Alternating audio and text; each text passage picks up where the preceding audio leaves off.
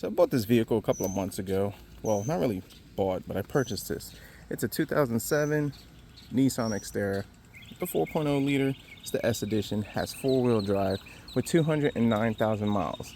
And I traded it for a perfectly running Toyota Camry, which I was into that vehicle $1,000, and after repairs and everything, $2,500. And I traded it for this, and it's definitely been a project. Now, in the previous videos, if you watch, we had to do all four brakes, just like every other vehicle I get. Went through all the fluids, had to change out the differential because the differential on this was shot. The cooling system, valve covers, spark plugs, pulleys, you name it, I've done it. And still, after doing all that work, and even some interior work, having to get some pieces in trim, this vehicle is still not squared away. Now, that's to be expected with a vehicle with that many miles, and especially, something like this, which typically they're used and abused and, driven a lot harder than they should be. In this case, this vehicle had a 2.5 inch lift kit, 33-inch tires, and you could tell this guy went off-roading and, things he probably shouldn't have been doing the way the vehicle was equipped without properly modifying it and prepping it. But with all that being said, even though roughly I'm into this $2,500, and after $1,000 worth of repairs, and I was actually able to recoup a little bit by selling those 33-inch tires, which were brand new, I'm into this about $3,500, and it's time to let her go. Now, it's not a terrible vehicle, and if you use it for the purpose it was designed for, the whole off-road trailing thing, it's actually pretty decent.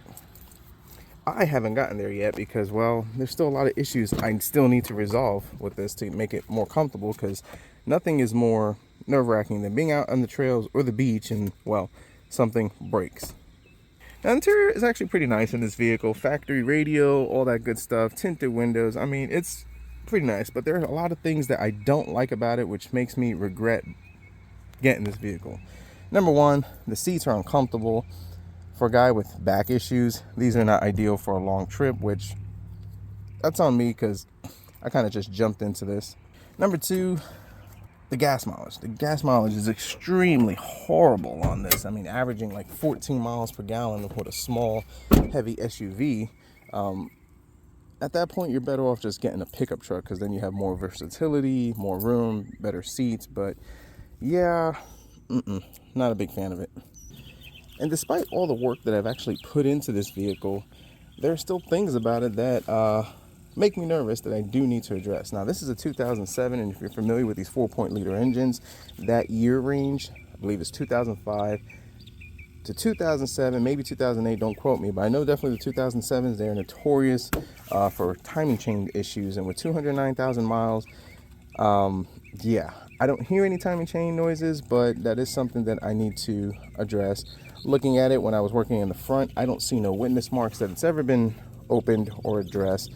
So that is something I'm going to have to do, leading to another $600 repair.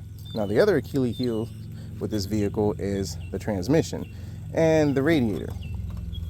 I went ahead and did the SMOD bypass, just bypassing the radiator, just running it straight to the cooler. Gives me more peace of mind, but that is another issue with these vehicles, which really causes them to sit a lot at the junkyard. And the other big thing that I still have to address with this is the exhaust manifold. The driver's side exhaust manifold is cracked, has an exhaust leak. The fumes tend to get inside the cab, so which makes the ride a little interesting. Also gives me a check engine light for the upstream and downstream oxygen sensor. But even looking at it, yes, the exhaust leak probably contributing to that. I'm also convinced that the catalytic converters is on the way out on both of them.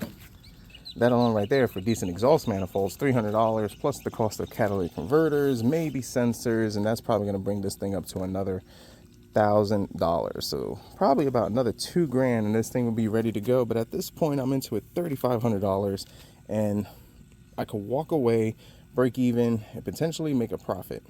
And that's what I'm going to do. So I posted this on the Facebook Marketplace, and really wasn't in a rush. And I actually put a high offer because, like I said, man, everything is locked today. I'm not looking to move this quick, but I do want to get out of it. And in my state, if anybody's familiar with the state of North Carolina and selling vehicles, well, that's another issue that's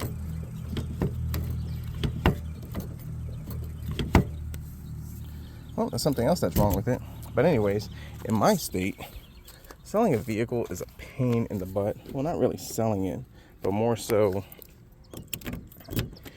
the title, registration, the fees alone can be astronomical, as it averages probably about minimum, depending on the taxes and what the vehicle is worth,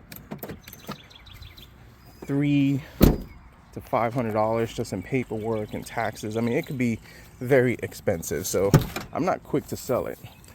But I put it on the Facebook Marketplace for $4,500, listed everything that I've done and everything that I think needs to be addressed, mentioning the exhaust manifold.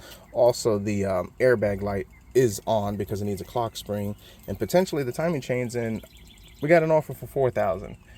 Because I wasn't quick to move this and not trying to be sleazy, I told the guy, hey, you sure this is what's wrong with it? He said, yep, $4,000. I like what you've done with it. I like this vehicle. This is what I want.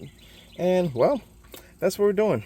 We're getting rid of it, so I'm just making sure right now all my stuff is packed in my crate and we're good, ready to go. This is a nice vehicle. It does have potential, but yeah, I need to let it go. The gas mileage, you're better off getting a pickup truck with 4-wheel drive, more versatility, more room, more options, and then even so, still the amount of money that I need to put into it, another $2,000, doesn't really make this thing worth it. And I forgot to mention, the windshield's cracked. So with all that being said, my opinion of this vehicle, it is definitely not worth it. At least this one isn't.